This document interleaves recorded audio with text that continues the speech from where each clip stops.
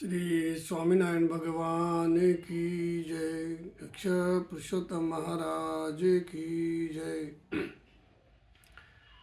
कृपा करो मुझ पर हरि सुख निधि सहजानंद, आपके गुणगान करने बुद्धि दो भगवंत। अक्षर पुरुषोत्तम भय यहाँ प्रकट भूतल पर प्रभु, अनेक जीव उद्धारने को मनुज तनु लीने विभु। श्री स्वामीनारायण भगवान की जय। अक्षर पुरुषोत्तम महाराज की जय। गुणातीतानंद स्वामी महाराज की जय। श्यामल रामचंद्र भगवान की जय। उमापति महादेव की जय। राधा कृष्ण देव की जय। दुर्गे मात की जय। प्रमुख स्वामी जी महाराज की जय। प्रकट गुरुहरि महंत स्वामी महाराज की जय। मेरे सभी बुजुर्गों को मेरा प्रणाम और बच्चों को मेरा आशीर्वाद।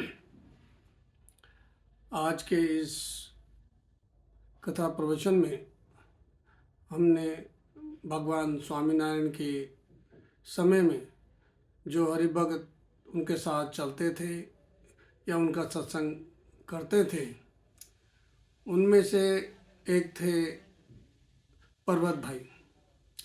एक ऐसे हरिभक्त जिनकी आज कथा हम आपको सुनाएंगे। भगवान स्वामीनारायण के विचरण में और उनके संपर्क में जब भी भगवान आते तो उनकी दिशा यही रहती कि मैं भगवान के चरणों में ही बैठा रहूं। तो इसी क्रम में आज हम एक हरिभक्त की कथा आपको बताते हैं। गुजरात के जूनागढ़ ज़िले में एक अगतराई नामक एक गांव है। उस गांव में पर्वत भाई नामक एक किसान वहां रहते थे। वे रामानंद स्वामी के शिष्य थे। पहली बार जब उन्होंने भगवान स्वामीनारायण के दर्शन किए थे तो उनके अंतर में श्री हरि के प्रति पुरुषोत्तम नारायण होने की जो अनुभूति थी उनको प्राप्त हो चुकी थी। एक बार वे श्री हरि के दर्शन करने के लिए लौजपुर जा रहे थे। लौजपुर जब जा रहे थे वहाँ पर अन्न क्षेत्र लगा हुआ था और उस अन्न क्षेत्र की जो लगा हुआ जो उसके जो मतलब कार्यकर्ता थे वो श्री हरि थे। और उनका एक संकल्प था कि यहाँ पर जो कोई भी आए वो भूखा ना जाए। ये उनका एक संकल्प था। लेकिन उस समय अनाज की बहुत चिंता चल रही थी। जब पर्वत भाई वहाँ आए, उन्होंने देखा कि यहाँ अनाज की बड़ी कमी है। वो तुरंत उसी समय अपने गांव लौट गए और अपने घर में रखे हुए अनाज के जो कोठे थे उन्हें सारे खोले और 10 बैलगाड़ी में भर भर के उन्होंने अनाज लेकर तुरंत उसी समय वो लौजपुर के लिए निकल पड़े। जब वहाँ आए तो उन्होंने श्री हरि के समक्ष प्रार्थना करी कि मेरे पास और कुछ देने को नहीं है, बस यही एक अनाज है जो मैं आपको दे रहा हूँ, ये मेरी सेवा स्वीकार करो। श्री हरि ने एक साधारण किसान की जो सेवा समर्पित जो देखी, उन्होंने उस प्रेममयी दृष्टि से जब उस पर्वत भाई को देखा तो उनके जन्मों जन्मों के जो पुण्य थे वो सारे उनको एक साथ प्रतीति होने लगी। सच्चा हरिभक्त को, पर्वत भाई को वो अनुभूति, बड़ा आनंद जो उनकी दृष्टि थी श्री हरि की, वो बड़ी अच्छी लग रही थी। श्री हरि ने जब उनसे पूछा कि पर्वत भाई, आप ये सारा, क्या आपने ये सारा अनाज यहाँ ले आए अपने बच्चों के लिए भी कुछ रखा है?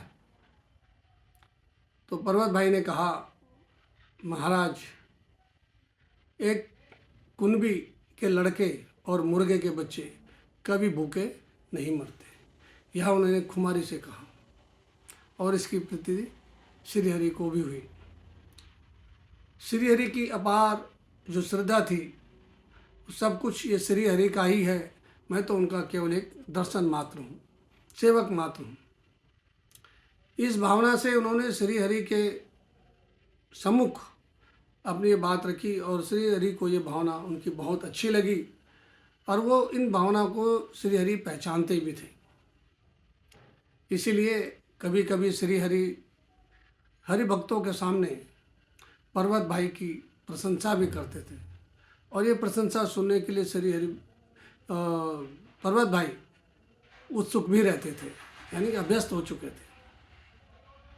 श्रीहरि ने हरिभक्तों को कहा, जब हम कभी लौजपुर जाएंगे, यहाँ से घूमते हुए निकलेंगे, तो हम वहाँ से अगरतलाई यानी कि जूनागढ़ के रास्ते में जाते हुए उनके गांव पड़ता है, तो वहाँ पर जब जाएंगे तो पर्वत भाई के घर भी हम जाएंगे और आपको ले भी जाएंगे। तो एक दिन श्रीहरि काठियों को अपने साथ उनके घर पहुँच गए। पर्वत भाई ने जब श्रीहरि के दर्शन किए तो बड़े हर्षित हुए, नाचने कूदने लगे कि आज मेरा वो भाग्य कि श्रीहरि आज मेरे घर पधारे। वो उनके घर श्रीहरि को लिए उन्होंने पलंग बिछाया, आसन बनाया और श्रीहरि को उसमें बैठा दिया।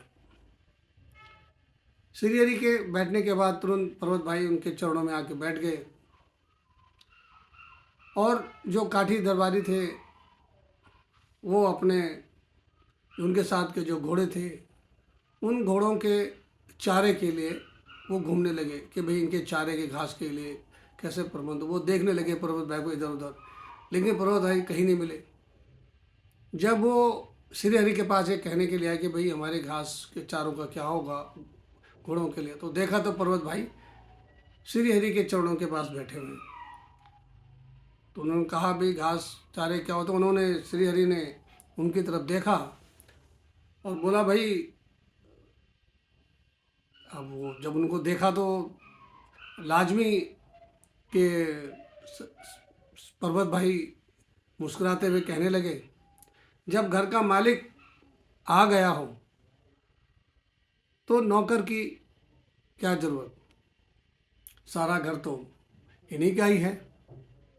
इधर बाजरे के कोठे भरे हैं, इधर घास भरा हुआ है, मालिक जिसको जो आज्ञा दे वो ले जाओ। अब श्रीहरि मुस्कुरा कर कहने लगे, लो इन्होंने तो हमें घर का मालिक ही बना दिया, अब तो हमें आपकी चिंता करनी पड़ेगी। पर्वत भाई ने सारा घर खुला छोड़ दिया और जिसे जो कुछ चाहिए वो यहाँ से बिना पूछे ले जा सकता है। काठियों ने कोठों के दरवाजे खोले और अपने घोड़ों के आगे ठूस ठूस के घास और चारा जो है उनके आगे भर दिया। श्रीहरि जब ये देखने लगे तो श्रीहरि ने उनसे धीरे से मुस्कुराते हुए कहा, उल्लाह देते हुए कहा, क्या आप अपने घर में भी ऐसा करते हैं? तो कई काठी तजबज उलाना सुनकर मन ही मन झुल्लाते रहे कि ये पर्वत भाई की प्रशंसा श्रीहरि ऐसे ही नहीं करते। थोड़ी देर बाद श्रीहरि ने पर्वत भाई को कहा कि भाई आज काठियों को अच्छा भोजन कराना है, यानी कि अच्छी तरह भोजन करवाना है। पर्वत भाई ने भी कहा, किसी प्रकार की कोई कमी नहीं रहेगी। रसोई तैयार हो जाने पर सर्वप्रथम श्रीहरि ने भोजन किया। तुरंत उसके बाद उन्होंने काठियों के लिए भोजन की व्यवस्था करी और उनको बैठाया। श्रीहरि स्वयं उनकी कसार एक गेहूं की एक तरह से एक प्रकार का खाद्य पदार्थ है जिसमें घी और गुड़ दिया जाता है। जब काठियों को घी देने लगे थाली पे थाली भरकर, देते रहे और उन्होंने निश्चय कर लिया कि भाई काठियों ने कि भाई हम मना नहीं करेंगे और हाँ पर हाँ करते चलेंगे। और इस प्रकार वो अपना खाना अपना उनका परोसता रहा और चलता रहा। परंतु श्री हरि ने भी घी की धारा बंद नहीं करी और धारा चलती गई और परोसना भी चालू कर दिया।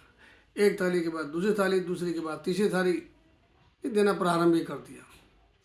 घी यदि थाली से बाहर छलक भी जाता तो वो छलकने देते, उसे रोकते नहीं, क्योंकि पर्वत भाई को मन दुखित हो जाता, इसलिए वो उनको रोके नहीं। पर्वत भाई जब देख के बड़े खुश रहे और नाचने लगे, कूदने लगे कि वाह प्रभु, आज तक हमने ऐसी लीला कभी देखी नहीं। अब वो खुशी के मारे नाच रहे थे।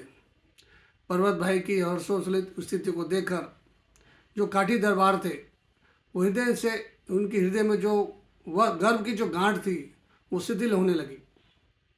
अब सभी पर्वत भाई की महिमा समझ में आ गई और कहने लगे, वाह पर्वत भाई वाह, आप जैसा वास्तव में पर्वत, आप ही पर्वत हो, दूसरा ऐसा कोई हो ही नहीं सकता, बाकी सब तो तुच्छ हैं। जब काठियों को विश्वास हो गया कि श्री जी महाराज पर्वत भाई की प्रशंसा क्यों करते थे, वे सर्वस्व बलिदान करने वाले महान भक्त थे, इसमें कोई संदेह नहीं रहा। पर्वत भाई जागते, सोते, उठते, बैठते श्री हरि के मन में, श्री हरि के सानिध्य में वह अनुभव करते थे। वे सर्वदा सर्व जगह श्री हरि की ही मूर्ति के दर्शन करते रहते थे, वो उसी में मस्त रहते थे। एक दिन हल जोतते जोतते समय बीता गया, उनको याद आया कि ये भगवान का अब 12वां अवतार कैसा होगा। वो संकल्प पैदा होते ही उन्होंने प्रार्थना की।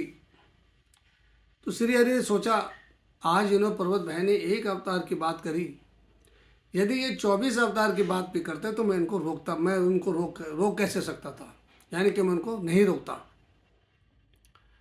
अब इन्होंने कल की बात करी, लेकिन मैं इनको आज ही 24 अवतारों के दर्शन कराऊंगा। श्री हरि ने उसी समय खेत में पर्वत भाई को 24 के 24 अवतारों के दर्शन करे और इन अवतारों को देखकर पर्वत भाई बड़े हर्षोल्लित हुए और आनंदित हुए। जो 24 के 24 के अवतार का जो प्रकाश था वो धीरे धीरे वो श्री जी महाराज की मूर्ति में समाने लगा। पर्वत भाई को ये अवतार देखकर बड़े खुश हुए। अंत में सारी जो उनकी तेज प्रताप मूर्ति में समा गए, सहजानंद स्वामी में समाज गया। पर्वत भाई बड़े आनंद और प्रसन्नित हुए यह देखकर कि मैंने आज 24 अवतारों के दर्शन करे। ऐसे ही किसी समय पर्वत भाई खेत में हल जोत रहे थे, दोपहर का समय था। पर्वत भाई ने सोचा कि भाई अब श्री हरि के लिए जो है निवेदित करने का समय है, तो उनको निवेदित किया जाए।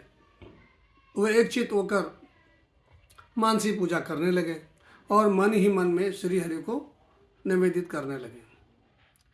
इसी कारण उनके बैल खड़े रहे। पर्वत भाई के पीछे उनके साथी जो हल जोत रहे थे, उन्होंने देखा भी पर्वत भाई स्थिर होकर खड़े हैं, और अपनी पर्वत भाई को उन्होंने हाल लगाई और कहा, अरे भाई क्या कर रहे हो, आगे बढ़ो। पर्वत भाई चौंक कर होश में आए। उस समय उनके हाथ में जो दही की कुंडी थी वो जमीन पर गिर गई। यह देखकर पर्वत भाई चकित हुए और पूछा, अरे भाई ये दही कहाँ से आया। पर्वत भाई ने आहत हृदय से कहा, मैं मन ही मन श्री हरि को, महाराज को निवेदित कर रहा था। मैंने रोटी तो खिला दी, अब मैं दही परोसने ही वाला था कि पीछे से आपकी आवाज़ आया और वो आवाज़ से मैं चौंका और वो मेरी दही नीचे गिर गई। पर्वत भाई की ऐसी अनन्य भक्ति देखकर जो उनके साथी विस्मित हो गए। अब वे सर्वथा ही श्री हरि को प्रत्यक्ष रूप में देखते थे। अब उनको संसार के व्यवहार में कहीं भी मन नहीं लगता था। तो ये एक छोटी सी कथा मैंने पर्वत भाई की आपको बताई। इसी क्रम में आगे भी पर्वत भाई की और भी कथाएं हैं जो मैं आपको आगे प्रेषित करता रहूँगा। मैं पुनः उन सभी भाई बहनों से प्रार्थना करूँगा जिन्होंने अभी तक इस चैनल को सब्सक्राइब लाइक वेल नहीं किया, कृपया इस चैनल को सब्सक्राइब करें, लाइक करें, वेल करें और अपने सगे संबंधियों को इसको प्रेषित करें ताकि सभी को भगवान स्वामीनारायण की लीलाएं, कथाएं और उनके जो हरिभगत उनके साथ उस समय थे उनकी कथाएं भी उनको प्रेषित की जाएं। जय स्वामीनारायण।